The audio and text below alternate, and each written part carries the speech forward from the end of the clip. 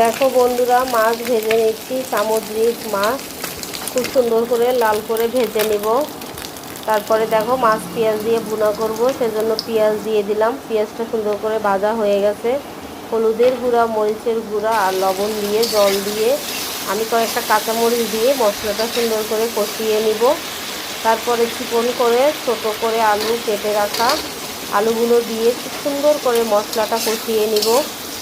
মশলা যত ভালো কষানো হয় তরকারি তত টেস্ট হয়। তো দেখো মশলা কষাতে কষাতে সুন্দর তেল ছেড়ে দিয়েছে।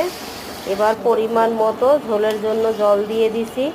এবার দিয়ে দিব ভাজা মাছগুলো। দেখো ঝোলের জলটা কিন্তু খুব সুন্দর করে ফুটে উঠছে।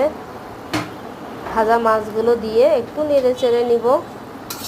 খুব সুন্দর লাগছে দেখতে কালারটা। এবার রান্নাটা প্রায় কমপ্লিট। একটু ভাজা জিরার গুঁড়া দিয়ে দিলাম।